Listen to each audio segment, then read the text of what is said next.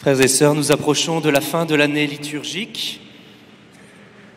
Dimanche prochain, ce sera déjà le dimanche du Christ roi.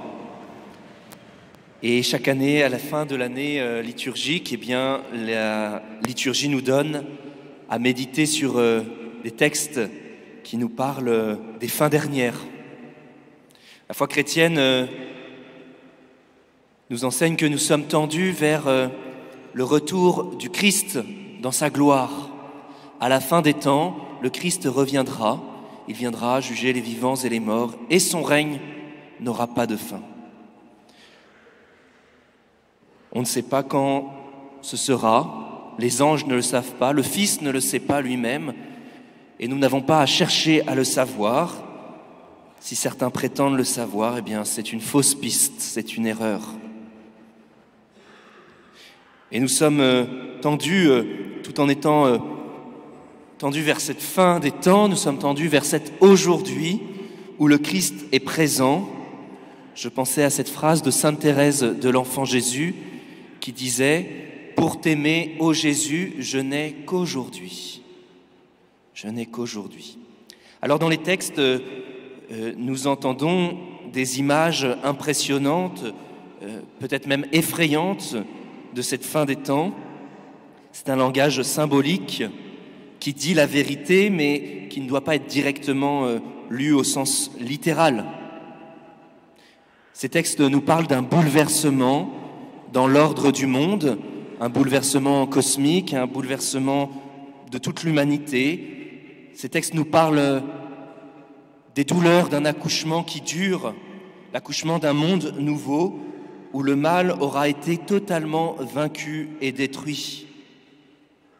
En fait, c'est le combat du mal qui résiste à l'œuvre de Dieu. C'est le combat du mal qui résiste à la victoire du Christ depuis la résurrection.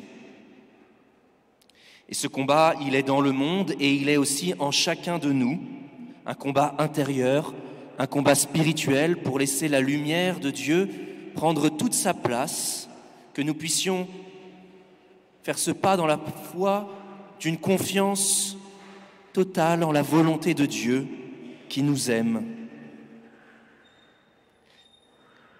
Jésus dit que cette génération ne passera pas avant que tout cela n'arrive.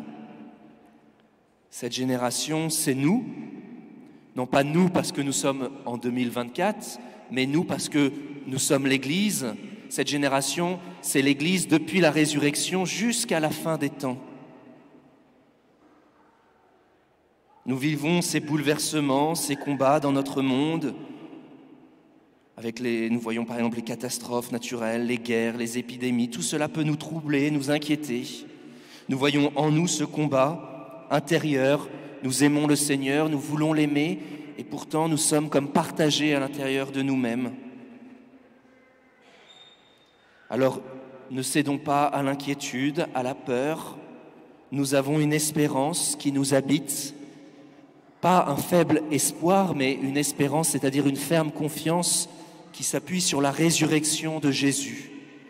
Jésus est ressuscité des morts, Jésus a triomphé du mal, il est vivant pour toujours et il nous donne la vie éternelle. Le thème du dimanche en paroisse, y a-t-il une vie après la mort? Eh bien, c'est justement l'occasion de témoigner de cette espérance fondamentale qui habite nos cœurs et dont notre monde a tant besoin. Nous ne sommes pas seuls.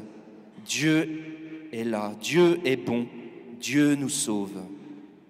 Alors pour nous, tout cela peut nous encourager à nous préparer chaque jour à la rencontre avec le Seigneur. Alors, plusieurs strates de rencontres. Il y a cette rencontre à la fin des temps et de fait, nous ne savons ni le jour ni l'heure. Peut-être aujourd'hui, peut-être demain, peut-être dans un an, dans quelques années, peut-être encore dans plusieurs siècles. Nous ne savons pas, mais préparons-nous.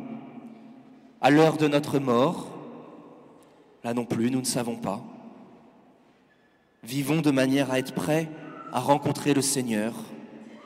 Et puis, cette manière d'être prêt, en fait, c'est l'aujourd'hui. aujourd'hui, Seigneur, avec toi. Aujourd'hui, Seigneur, je t'accueille dans ma vie. Aujourd'hui, j'essaye de vivre sous ton regard. J'essaye d'accueillir ton amour. Nous sommes appelés à veiller, nous tenir prêts à cette rencontre avec le Seigneur sans la remettre à plus tard, car vous savez bien que souvent, plus tard devient trop tard. Pour t'aimer, ô Jésus, je n'ai qu'aujourd'hui. Le Fils de l'homme est proche, il est à votre porte. Alors, frères et sœurs, ne laissons pas dormir notre vie chrétienne, ne laissons pas notre vie chrétienne être engluée dans les séductions de ce monde, dans les mensonges, mais tournons-nous résolument vers le Seigneur par la prière, fidèle, humble, chaque jour, par le service des frères et sœurs, la miséricorde, et par notre combat quotidien contre le péché, notre conversion quotidienne. Demandons au Seigneur d'accomplir toute son œuvre en nous et de nous donner la grâce de témoigner de l'espérance qui habite nos cœurs.